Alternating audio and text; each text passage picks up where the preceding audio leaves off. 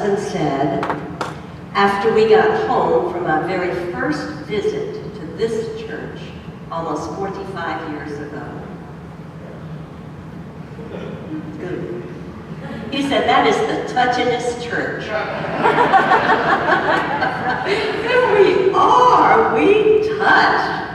How many of you really wanted to be carrying that baby around? We touch on the shoulder, we hug our friends, we shake hands with the visitor, we bump fists with our youth. We touch. It is the most powerful way that we have of expressing, of communicating, of affirming love, comfort, welcome, acceptance. You know, whales in the ocean can hear better than we can. Dogs smell, spiders see, bumblebees taste. But it is touch for all of us that teaches us some of the most important lessons about human living.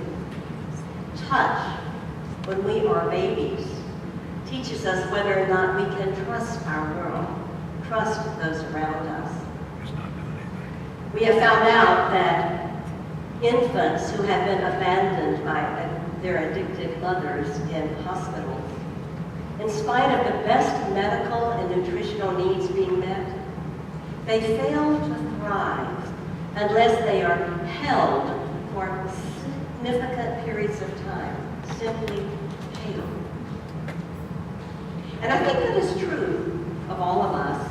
We need touch. Prisoners of war say it is the isolation rather than the physical torture that was the worst. And as we grow older, we live happier, healthier lives when we're surrounded by a loving community, a loving social network. So y'all keep surrounding me, okay? Because I'm there. Touch can heal, and touch can hurt. We all are horrified at some of the ways in which the news portrays the hurt of touch. Children chained by their parents to the bed. A 6-week-old baby, his body found, starved to death, burned and stuffed in a garbage can.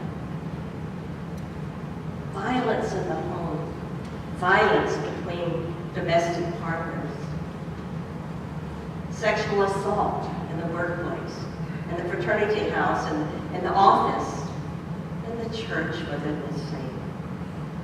Those kinds of wounds and scars hurt not just the body, but the very soul of the person.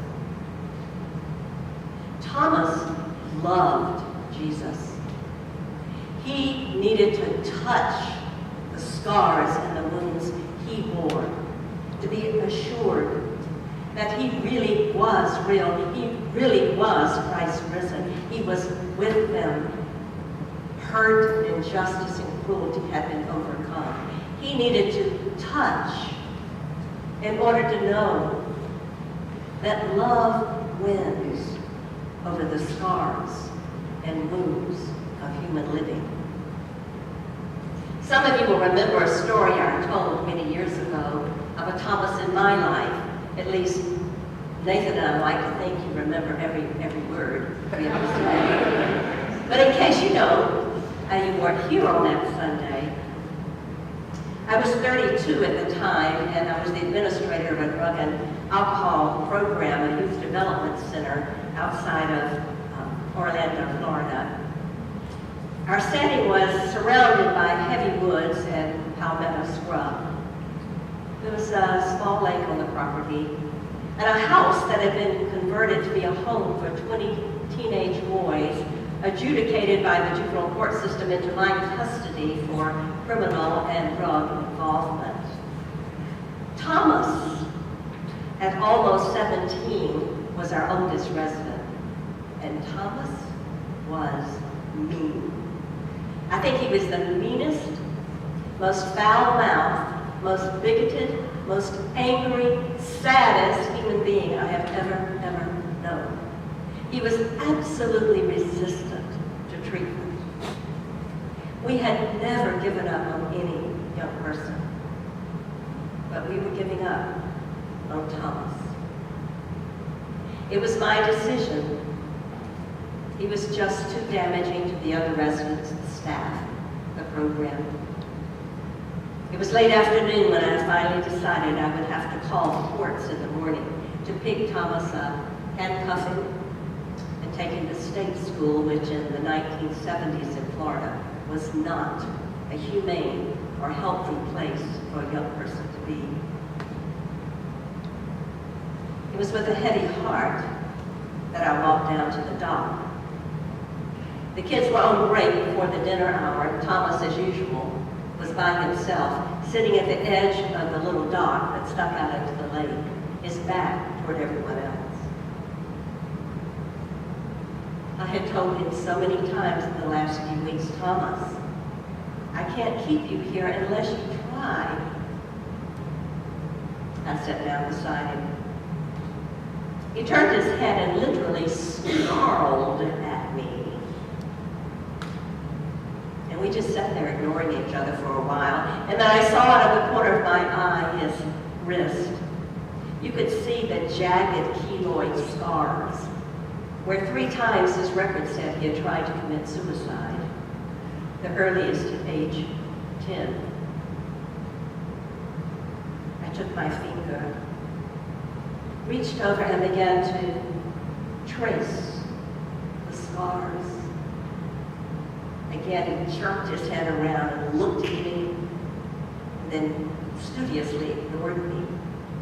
But he didn't jerk his hand away. And I took that big, rough, scarred hand in mine, and I held it. This time he looked at me like he thought I was losing my mind, and maybe I was. I had not planned to do that. They didn't teach that in the books. And so we sat there, side by side on the end of the dock, our legs dangling over the water, me holding his hand, and both of us ignoring one another. Finally, I said, it must have hurt a lot. He must hurt still. And we sat there. Gradually, I felt his hand tighten around him and saw a tremor. Looking out of the corner of my eye, I was scared to look directly at him. That big, sad kid had tears rolling down his face. And I knew we had him. I wouldn't have to make that call the next morning. We had a chance to break through all of that anger and change life for Thomas. We did. And Thomas changed us. It was not easy, it was slow. As we felt our way, like all doubting Thomases, feeling our way toward wholeness, not just for Thomas, but for each of us. When Thomas reached 18, we had to release him. We found a wonderful adult rehab center that took him. He finished his GED, took college courses, went on into the Navy. After that, I lost contact with him. But I remember that late afternoon, the feel of the scars. And I remember 2 years later, early in the morning, as I took him to the bus station. Trailways, remember them? And he gave me a hug before he went off into his future. The Bible story tells of a man named Thomas many, many, many, many centuries ago, who through the presence of scabs and scars saw the Word made flesh in the presence of injustice and woundedness of the world. It's the story we tell at the table, Sunday by Sunday, a living presence with us within the dark times of human living. And you know, on that night when Jesus instituted the supper, he didn't talk about all the Christian doctrines that the church following him would have to believe. That was the church's job many centuries down the line. Instead, he talked about simple things like love one another. Don't be afraid. And then he showed them simple things like washing one another's feet, breaking bread together, sharing the cup, physical things, touch, in the presence of sadness and grief and fear, uncertainty. I think in our lifetime, the person who probably did that the most and the best was Mother Teresa, the saint of Calcutta, how she would take in the poorest of the poor, the sickest of the sick. After Mother Teresa died, her private journals she had asked to be sealed and destroyed, but her order decided instead to open them and publish them. And they shocked us. They revealed that the last 50 years of Mother Teresa's life, she struggled with her faith. She could not feel God with her.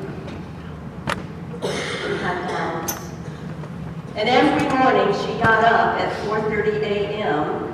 She said her prayers to the one she longed to feel with her. And then she went about ladling soup into the mouths of the dying and bathing the oozing wounds of the ill, soothing the fears of those who came to her.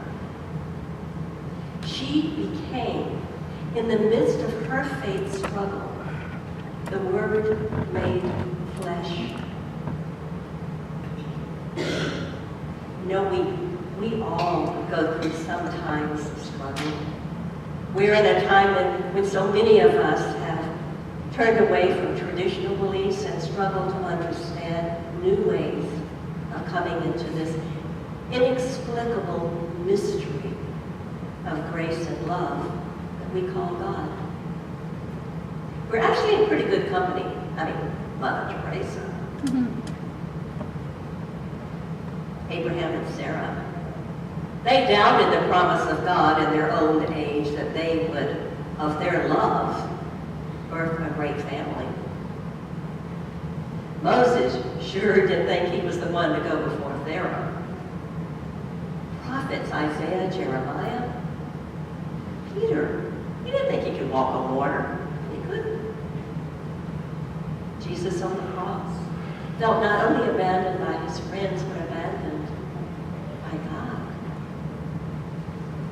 And yet here we are, on a Sunday morning, in all the different places we are on our individual faith journeys, coming to this church, coming to this place on this Sunday, or any Sunday for that matter, longing for just some glimpse of the risen Christ, the one that we know through long ago stories of a Jewish rabbi who wore his scars into eternity. One who cared not so much about what we believed about his being the Word made flesh 2,000 years ago, but that he might teach us how to be the Word made flesh right now in our world. And we do that.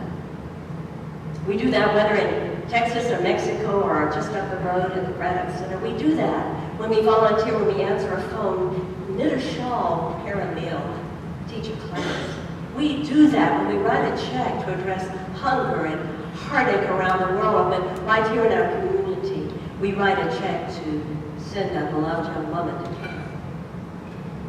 We do that whenever, wherever, and however we affirm in our lives, love wins.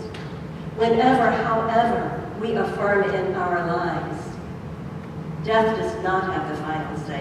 Whenever, however, and wherever we stand up and speak out against injustice, when we stand up and speak out in solidarity with the victims, when we affirm, injustice will not prevail.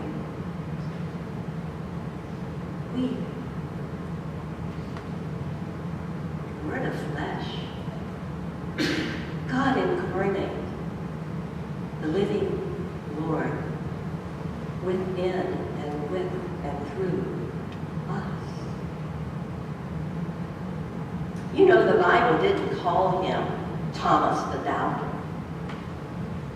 Thomas was the one, tradition tells us, went further than any other disciple, carrying the word of a living God, a risen Christ, love and peace and grace alive in the world, calling us to be such for others. Doesn't calling Thomas the Doubter, it calls him Thomas the Twin. But the Bible never tells us the identity of his twin. So I was just wondering, is it you?